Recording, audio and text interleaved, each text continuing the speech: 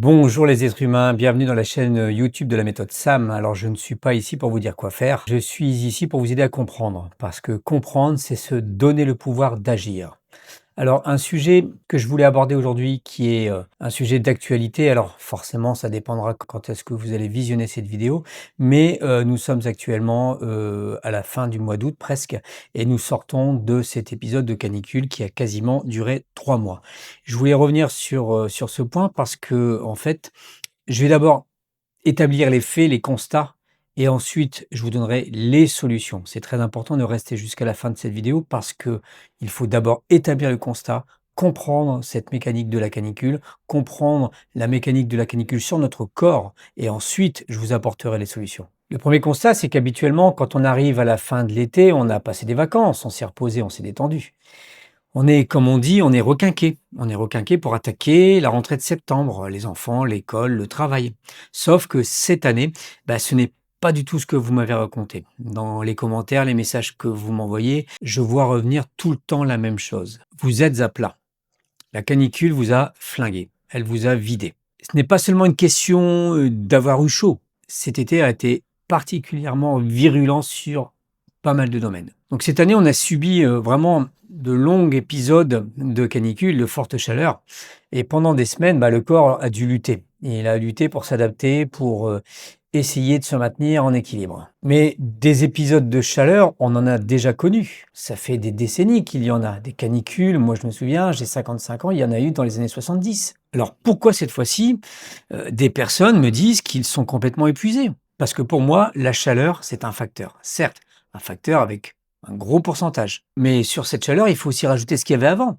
Le stress, la surinformation, les problèmes économiques, les inquiétudes, le travail, une alimentation qui ne s'est pas adaptée. La canicule, finalement, c'est un peu comme la goutte d'eau qui a fait déborder le vase. Pour supporter de la chaleur, il faut avoir de l'énergie. On dit souvent je supporte la chaleur ou je ne la supporte pas. Et pour supporter, il faut porter. Et pour porter, il faut avoir de l'énergie. Donc si vous êtes déjà fatigué, stressé, avec une charge mentale importante, forcément, votre organisme ne va pas réagir de la même manière. Et aujourd'hui, cette sérénité, beaucoup de personnes l'ont perdue. L'augmentation du coût de la vie, l'augmentation de l'essence qui a été fulgurant pendant des semaines, qu'on avait vraiment du mal à comprendre.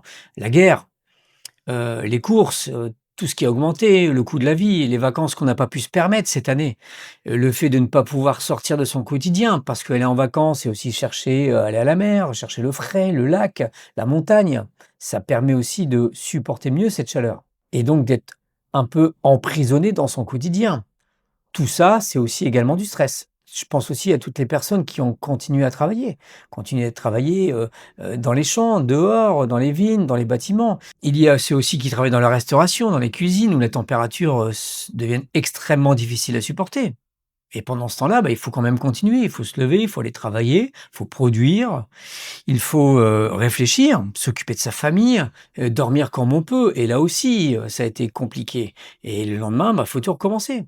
Donc même la nuit, le sommeil n'a pas été réparateur puisque le corps ne récupère plus correctement. La nuit, pour beaucoup, vous vivez dans des conditions difficiles, pas forcément avec la climatisation et les chambres qui sont à plus de 30 degrés la nuit, comment voulez-vous récupérer? Même si vous fermez les volets, même si vous avez fait tout ce que vous pouvez, vous n'arrivez pas à dormir correctement. Donc le lendemain, il faut repartir. Et cette fatigue, elle s'accumule jour après jour, semaine après semaine, mois après mois.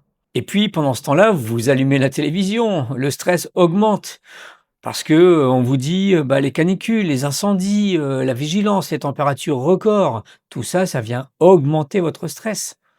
Et on vous répète qu'il faut boire et vous mettre à l'ombre. Alors, vous le savez, hein, j'ai fait une vidéo qui a quand même assez cartonné où faut plus nous prendre pour des enfants, on n'a plus 5 ans, on le sait. Donc quand vous étiez chez vous, qu'il fait 30 degrés dans votre chambre et que vous ne pouvez pas faire autrement, entre les journées où il faut boire de l'eau, vous mettre à l'ombre, ça ne résout pas les problèmes. Et ça peut même augmenter parce que ça va vous énerver. Et donc j'appelle ça du stress diffus.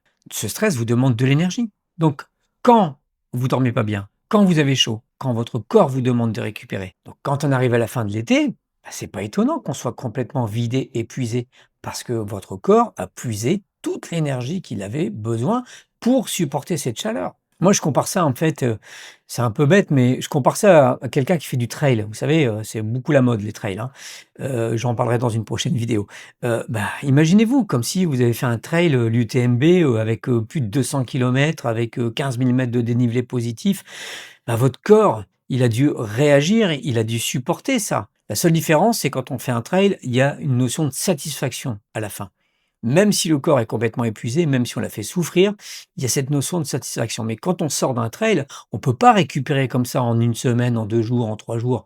Il faut du temps pour que le corps récupère. Et ben là, c'est exactement la même chose. Alors maintenant, vous allez arriver en septembre et normalement en septembre, bah, c'est là où on se projette. C'est là où on se dit: «Bah, je vais reprendre du sport, je vais reprendre une alimentation correcte, je vais changer mes certaines habitudes». Je vais reprendre ma vie en main. Sauf que cette année, vous n'avez même plus l'énergie pour penser à ça. Parce que vous savez que changer de protocole, aborder ce protocole, ça va vous demander une énergie. Et vous l'avez même plus, vous n'arrivez même plus à l'imaginer, à la penser. Alors comment voulez-vous vous projeter dans un avenir meilleur alors que vous n'arrivez même pas à avoir cette image de début de résolution? J'ai fait d'ailleurs une vidéo sur ma chaîne YouTube sur les résolutions. C'était en mi-juillet. Et un mois plus tard, ben, je refais cette vidéo parce que justement, je dis, ça va être difficile pour vous. Donc, il est temps maintenant de vous apporter les solutions. Parce que des solutions, il y en a, heureusement. On en vient maintenant aux conséquences sur votre corps physique. Qu'est-ce qui s'est passé dans votre corps physique? Vous le savez très bien, quand il fait chaud, on a moins faim. Pourquoi on a moins faim? Parce que votre corps est ce qu'on appelle la thermorégulation. Il essaie de maintenir cette température à 37,7 degrés et en général, on augmente de quelques dixièmes. Alors, vous le savez, en 38 degrés, qu'est-ce qu'on a? On a de la fièvre. Et quand on a de la fièvre, eh ben, votre corps essaye de réagir, essaie de lutter. Et paradoxalement, on a moins faim. On mange moins quand on a de la fièvre. Et c'est normal, votre corps dépense beaucoup d'énergie à essayer de faire descendre la température. A contrario, en hiver, quand votre corps descend en température, il se passe quoi? C'est que là, vous avez faim.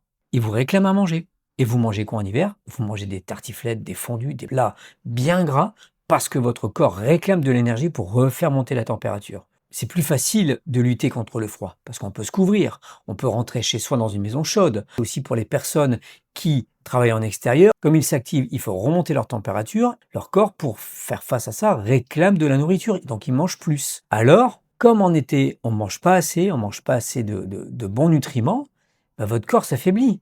Et le premier organe qui va en pâtir, qui va se mettre en veille, c'est votre cerveau. Votre cerveau va se dire, OK, il faut que je dépense mon énergie, ce qui me reste comme énergie, à essayer de faire descendre cette température, à essayer de maintenir mon corps debout, en vie, on va dire, presque. Il va pas vous aider à avoir des pensées positives, il va pas vous aider à vous projeter sur un avenir meilleur, à vous visualiser votre rentrée de septembre en train de faire du sport, en train d'arrêter de fumer, en train de mieux manger, en train de prendre soin de vous. Non, il ne peut pas parce qu'il est occupé à essayer de faire baisser votre corps en température. Et ça lui demande beaucoup d'énergie. C'est pour ça que vous êtes épuisé, parce que votre alimentation n'a pas été prise en compte. Alors, certes, cette année, on arrive à la fin de la canicule. J'espère que cette vidéo vous servira pour les années futures, parce que ça va être ça mon discours, vous faire comprendre que votre cerveau, c'est un organe. Et comme organe, il a besoin de nutriments. Et c'est aussi un muscle. Et le muscle, il a besoin de quoi? Il a besoin de protéines. Donc maintenant, on aborde le côté alimentation. Qu'est-ce qui vous a manqué? Je viens de le dire, pendant cet été, il vous a manqué des protéines, parce qu'on mange moins. Il vous a manqué des oméga 3, du magnésium, du potassium, toutes ces ressources qu'on trouve généralement dans notre alimentation de base.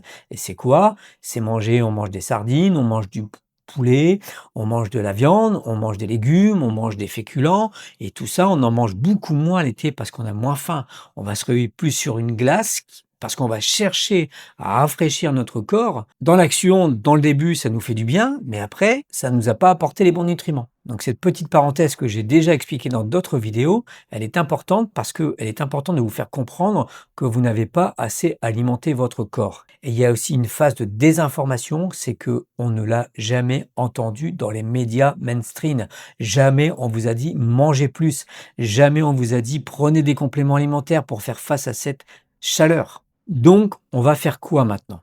Qu'est-ce qu'on va faire maintenant? C'est pas irréversible. Vous êtes épuisé. Il va falloir puiser le peu d'énergie qui vous reste pour prendre conscience qu'il va falloir redoubler votre alimentation. vous rechargez en protéines, vous rechargez en magnésium, vous rechargez en oméga 3. Et ça, l'alimentation va être primordiale. Alors, diminuez un petit peu les sucres, diminuez les glaces, diminuez les choses qui vous ont fait du bien cet été, que vous croyez qui vous auront fait du bien, et retrouvez une alimentation normale. Mettez simplement du bon sens dans votre assiette. Et le bon sens, c'est quoi? Eh ben, on sait maintenant que un petit déjeuner sucré, ce n'est pas bon. Prenez des œufs le matin, c'est plein de protéines. Moi, le matin, je prends des œufs au plat, des œufs brouillés avec, du bacon, avec du jambon. J'adore mettre aussi, un peu de tomates cerises, je mets des concombres, voilà, pour m'apporter un peu de fraîcheur. Mettez du bon sens. Le midi, c'est pareil, mangez du blanc de poulet, mangez des légumes. Faites-vous, une assiette de crudités, mais toujours avec cette source de protéines. Vous pouvez rajouter des pois chiches, vous pouvez rajouter des oignons pour faire marcher votre intestin, votre microbiote, elle a besoin aussi de ces nutriments. On n'est pas encore là à manger des choux puisque c'est pas la saison. Revenez avec une alimentation de bon sens, le bon sens qu'on avait quand on était enfant, ce que nous faisaient à manger nos parents. Ça va vous remettre de l'élan, de l'énergie, mais ça ne va pas suffire. Ça ne va pas suffire tout simplement parce que vous êtes épuisé énergétiquement. Donc les compléments alimentaires vont venir en renfort. Il va falloir recruter du personnel pour votre système immunitaire, pour faire face à ce que votre corps va avoir besoin pour la rentrée de septembre. Donc, pensez à la supplémentation. La supplémentation, c'est des compléments alimentaires. Et les compléments alimentaires, s'il vous plaît, n'achetez pas ça en pharmacie. La pharmacie, c'est un supermarché du médicament et c'est un supermarché également des compléments alimentaires. Si vous voulez savoir ce qu'il faut prendre en complément alimentaire, je vous mettrai la liste de mes compléments alimentaires de base que je vous conseille. C'est très important de prendre des bons compléments alimentaires. Il faut aller chercher les bonnes sources de protéines. Alors, protéines, vous l'avez dans l'alimentation. Même si vous faites un peu de sport, même si vous n'en faites pas, si vous prenez un peu de complément alimentaire en whey, de la whey, ça va vous aider quand même. D'accord? Le magnésium, très important, très très important le magnésium. Les oméga 3, c'est pour votre cerveau, pour retrouver cette énergie cérébrale, cette énergie de motivation. La vitamine D, même si vous avez pris le soleil, vous êtes quand même en carence de vitamine D. Ce sont pour moi les 4 compléments alimentaires indispensables. Prenez de la protéine, prenez du magnésium, prenez des oméga 3 et prenez de la vitamine D. Surtout, écoutez votre corps. Si vous êtes fatigué, reposez-vous. Rechargez les batteries en dormant. Le sommeil est réparateur. Essayez de dormir au minimum 8 heures par nuit. C'est très important. Couchez-vous plus tôt. Voilà, pour essayer de récupérer. Tout ce petit protocole, c'est des petits riens, mais à la fin qui changent tout, croyez-moi. N'espérez pas forcément non plus avoir des résultats en 3 4 jours, mais on est encore mi-août, on va dire. Vous avez 10 jours pour attaquer ce protocole. Et croyez-moi, si vous mettez au point ce protocole, alors bien sûr, la méthode SAM, la méthode que j'ai mis au point, elle va vous permettre aussi, pour ceux qui désirent comprendre tout ce mécanisme, le mécanisme du stress, le mécanisme du corps physique, tout ce qu'il a besoin. Là, c'est une vidéo assez courte où je vous apporte des éléments, mais c'est pas vraiment la construction essentielle de ce que votre corps a besoin. Corps physique, corps mental, corps de la conscience. Tout ça, c'est un tout. Comprendre tous ces mécanismes. Je suis là pour vous. Si vous avez envie de comprendre cette méthode SAM, rejoignez-nous. Nous sommes de plus en plus nombreux. J'espère que cette petite vidéo vous aura permis de comprendre un peu mieux pourquoi vous êtes dans cet état, qu'est-ce qui s'est passé dans votre corps physique, qu'est-ce qui se passe encore dans votre corps physique et les petits éléments que je vous ai apportés pour vous en sortir. Parce que la solution, elle est en vous. N'attendez pas la solution miracle. N'attendez pas la pilule miracle. Elle n'existe pas. La solution, elle est en vous. Elle est en vous dans la compréhension de ce qui vous est arrivé. N'hésitez pas à liker, vous abonner, à partager cette vidéo. Ça m'aide beaucoup. Et je vous dis à la semaine prochaine pour la prochaine vidéo.